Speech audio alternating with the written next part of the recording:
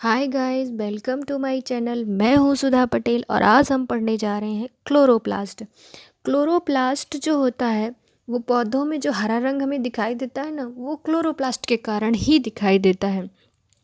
तो क्लोरोप्लास्ट जो होता है एक एक तरह का लवक होता है, प्लास्टिड होता है, जो हरे रंग के लिए रिस्पॉन्सिबल होता है।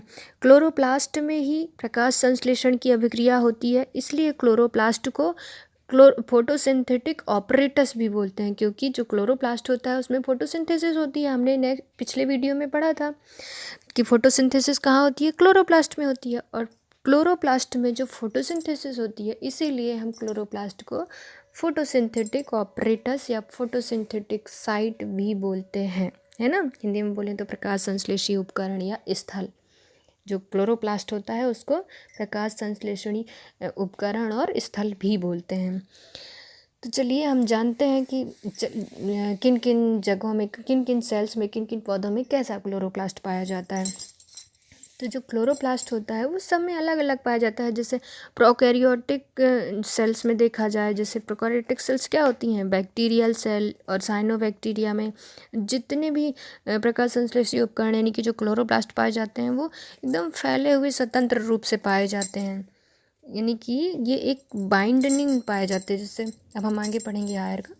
तो जो प्रोकैरियोटिक सेल्स में होता है, तो जो बैक्टीरिया, प्रोकैरियोटिक सेल्स किस में पाई जाती है, बैक्टीरिया में और साइनोबैक्टीरिया वगैरह में।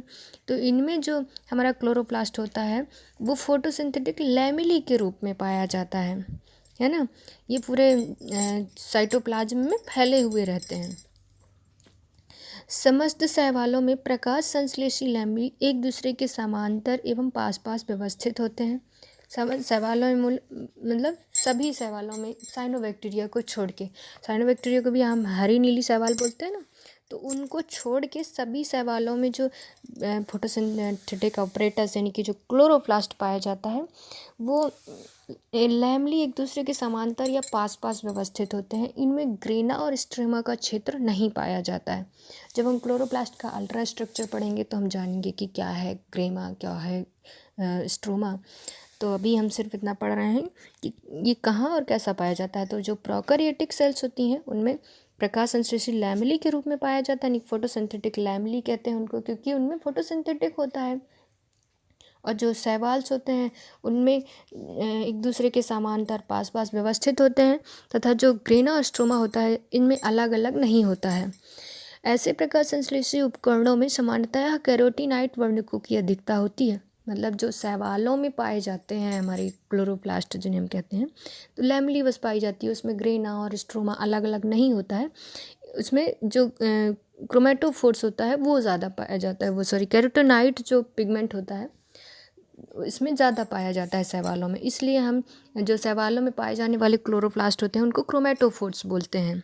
ठीक, ये इम्पॉर्टेंट है, इसको आप याद कर सकते हैं। उच्च वर्गीय पौधों में ब्रायोफाइट्स है, टेरिडोफाइट्स है, और जिम्नोस्पर्म है, एंजियोस्पर्म है। तो इनमें जो प्रकाश संश्लेषी उपकरण होता है यानी कि जो क्लोरोप्लास्ट होता है उसे वो पूरी तरह से विकसित होता है, इसीलिए उसे क्लोरोप्लास्ट भी कहते हैं। इसका नाम जो है, जैसे शैवालों में उसको क्रोमेटोफोर्स कहते हैं, और जो हायर प्लांट्स होते हैं उनमें उनको क्लोरोप्लास्ट कहा जाता है। तो इनकी साइज़ की बात की जाए तो ये सामान्यतः उच्च वर्गीय पौधों में क्लोरोप्लास्ट बिंबनुमा अथवा पर्वलीयाकार होते हैं, और इनका व्यास जो होता है 4 से 10 मिली माइक्रोन एवं मोटाई जो होता है 2 से 3 माइक्रोन होती है। अब हम पढ़ते हैं इसका अल्ट्रा स्ट्रक्चर। अल्ट्रा स्ट्रक्चर इसका पढ़ेंगे तो हम इसको दो भागों से ये मिलकर बना होता है। एक होता है लिमिटिंग मेम्ब्रेन और दूसरा होता है स्ट्रोमा।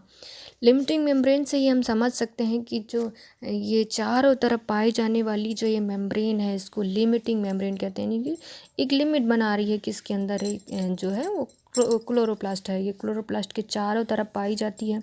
ये लाइपोप्रोटीन की बनी दोहरी झिल्ली होती है। इस प्रत्येक मेम्ब्रेन की मोटाई जो होती है 40 से 60 आर्मस्ट्रांग होती है। इन दोनों झिल्लियों के जो बीच स्थान होता है इसको पेरीप्लास्टिडियल स्पेस बोलते हैं, और इसकी चौड़ाई 25 से 75 आर्मस्ट्रांग होती है। ठीक, तो हमें जो हमारा हमने दो पार्ट डिवाइड किए स्ट्रक्चर पढ़ने के लिए, पहला लिमिटिंग मेम्ब्रेन और दूसरा स्ट्रोमा।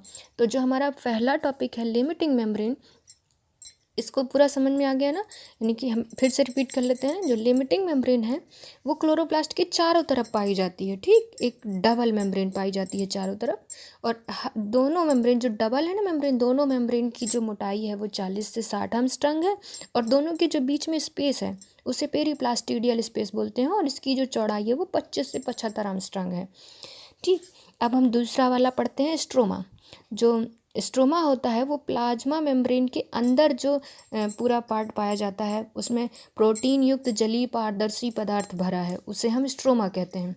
जो ये मतलब उस पूरे स्पेस को हम स्ट्रोमा बोलते हैं, जो झिल्ली के चारों ओर है उसमें प्रोटीन युक्त जलीय पारदर्शी पदार्थ भरा रहता है, यानी कि प्रोटीन का एकदम ट्रांसपेरेंट पदार्थ जो भरा रहता है, उस पूरे स्पेस को हम स्ट्रोमा कहते हैं। और जो भरा हुआ पदार्थ है उसे मैट्रिक्स कहते हैं, स्ट्रोमा कहते हैं, दोनों कहते हैं, मैट्रिक्स भी कहते हैं, स्ट्रोमा कहते हैं।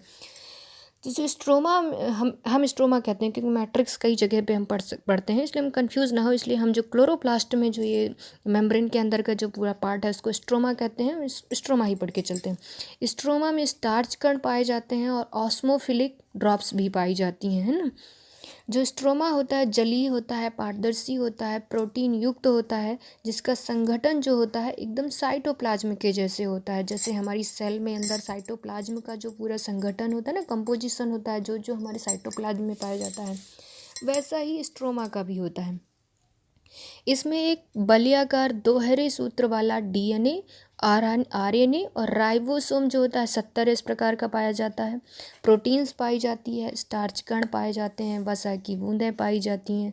यानी कि इसमें जैसे साइटोप्लाज्म में आरएनए डीएनए पाया जाता है ना, जिससे वो सेल्फ रेप्लिकेशन कर सकता है, उसी तरह हमारे क्लोरोप्लास्ट के स्ट्रोमा में भी डीएनए और आरएनए की उपस्थिति के कारण पाई जाते हैं। इसलिए इसको डीएनए और आरएनए उपस्थित होता है, इसलिए हम इसको क्लोरोप्लास्ट को एक सेमी ऑटोनॉमस सेल भी कह सकते हैं, यानी कि अर्ध स्वशासित कोशिकांग कहा जाता है। मतलब एक तरह से ये अपने आप में भी सेल्फ रेप्लिकेट कर सकता है, एकदम सेल के जैसे इसके लक्षण पाए जाते हैं, इसलिए हम इसे सेमी ऑटोनॉमस सेल भी कहते हैं, अर्ध स्वशासित कोशिकांग कहते हैं, है ना। मतलब क्लियर हो गया आपका हमारा स्ट्रोमा। अब हम आगे पढ़ते हैं और क्या क्या स्ट्रोमा में पाया जा रहा है ना। ये पूरा मैटर हम इस डायग्राम के थ्रू समझ सकते हैं। ये स्ट्रोमा पाया जा रहा है, ये मेम्ब्रेन्स हो गई। अब हम आगे का पढ़ते हैं, फिर हम डायग्राम में समझते हैं। इसके साथ साथ क्लोरोप्लास्ट में अपना आनुवांशिक तंत्र होने के कारण इसमें अपने डीएनए और आरएनए राइबोसोम की सहायता से अपने प्रोटीन एवं एंजाइम को स्वयं निर्माण भी कर लेता है। ये सिर्फ रेप्लिकेशन नहीं करता है, जैसे कुछ क्लोरोप्लास्ट जो है अपने जो आनुवांशिक तंत्र, मतलब उसमें डीएनए आरएनए पाया जा रहा है, राइबोसोम भी पाया जा रहा है, तो जो उसको प्रोटीन और एंजाइमों की जो ज़रूरत होती है वो खुद ही उसका निर्माण भी कर लेता है, उसके लिए वो सेल पे डिपेंडेंट नहीं है, इसलिए भी इसको सेल्फ ऑटोनॉमस बोलते हैं, है ना। ये बहुत इंपॉर्टेंट चीज़ है और पढ़ने लायक भी है। इस प्रकार क्लोरोप्लास्ट में प्रोटीन इस जो क्लोरोप्लास्ट होता है इसको हम प्रोटीन निर्माणकारी तंत्र भी कहते हैं इसको, क्योंकि इसमें प्रोटीन निर्माणकारी तंत्र पाया जाता है। इसमें स्वादुविग्रहण की क्षमता भी पाई जाती है, सेल्फ रेप्लिकेशन की, इसलिए भी इसको जो क्या कहते हैं सेमी ऑटोनॉमस कहते हैं। तो जो चीज़ें हमने पढ़ी ये प्रोकैरियोटिक सेल्स में भी पाई जाती हैं और यूकैरियोटिक सेल्स में भी पाई जाती हैं, ठीक। तो क्लोरोप्लास्ट का जो हमने स्ट्रोमा पढ़ा वो पढ़ लिया ना। अब ग्रेना पढ़ते हैं। स्ट्रोमा में ही ग्रेना पाया जाता है, वो क्या होता है चलिए पढ़ते हैं। जो उच्च वर्गीय वाले पौधे होते हैं उनमें स्ट्रोमा में छोटी छोटी बेलनाकार रचनाएं उपस्थित होती हैं जिन्हें ग्रेना कहते हैं।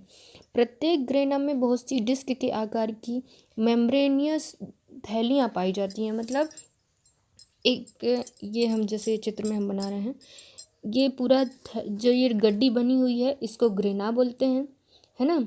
और मतलब ये पूरा ग्रेना पार्ट हो गया, ये पूरा ये भी जुड़ा है, ये भी जुड़ा है, इसको हम पूरे को ग्रेना बोलते हैं। और जो हम इसको लेते हैं, सिर्फ इस एक गड्डी को लेते हैं, सिर्फ एक जो गड्डी दिखाई दे रही है हमको, इसको हम ग्रेनम बोलते हैं, ठीक। और एक ग्रेनम में एक के ऊपर एक ये क्या रखे हैं, थैलेक्वाइड हम इन्हें कहते हैं। एक के ऊपर एक चट्टेनुमा व्यवस्थित है ना थैलेक्वाइड, इस एक पट्टी को हम थैलेक्वाइड बोलते हैं। तो क्या हमने पढ़ा, प्रत्येक ग्रेनम में बहुत सी डिस्क के आकार की झिल्लीनुमा थैलियाँ उपस्थित होती हैं जिन्हें थैलेकॉइड कहते हैं। ये थैलेकॉइड एक के ऊपर एक चट्टीनुमा व्यवस्थित रहती हैं। एक ग्रेनम में थैलेकॉइडों की संख्या 50 तक हो सकती है। हमने पढ़ा ना, इसे एक ग्रेनम कहते हैं और इस एक ग्रेनम में जो थैलेकॉइड होती है वो 50 हो सकती हैं। 50 थैलेकॉइड एक के ऊपर एक रखे हुए हैं।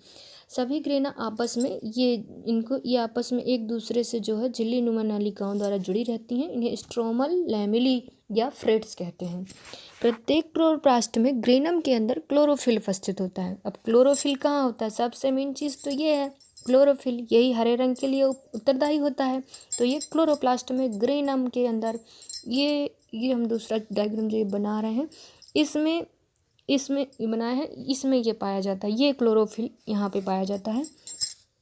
प्रत्येक क्लोरोप्लास्ट के ग्रेनम के अंदर क्लोरोफिल पाया जाता है। ग्रेना क्लोरोप्लास्ट की थैलेकॉइडों की झिल्ली में प्रकाश संश्लेषण के लिए आवश्यक सभी प्रकार के एंजाइम भी पाए जाते हैं। ग्रेना क्लोरोप्लास्ट का वह भाग है जहाँ प्रकाश संश्लेषण की प्रकाश अभिक्रिया होती है। हमने पढ़ा था ना अभी, जब हमें पूरे हमने साइंटिस्ट पढ़े थे तो हमने पढ़ा था जो ग्रेना होता है उसमें क्लोरोप्लास्ट की प्रकाश अभिक्रिया होती है और जो स्ट्रोमा होता है उसमें प्रकाश संश्लेषण की अंधकार अभिक्रिया होती है। तो ये रहा हमारा क्लोरोप्लास्ट का अल्ट्रा स्ट्रक्चर जो हमने पढ़ा, आप लोगों को समझ में भी आया होगा, है ना। अब हम क्लोरोप्लास्ट के जो कार्य हैं वो अगले वीडियो में पढ़ेंगे। ये वीडियो बहुत लेंथी हो जाएगा, तो क्लोरोप्लास्ट का कार्य हम अगले वीडियो में पढ़ते हैं। तो इस तरह से यदि आपको हमारा वीडियो पसंद आया तो वीडियो को लाइक करें, शेयर करें और चैनल को सब्सक्राइब करें। Thanks for watching.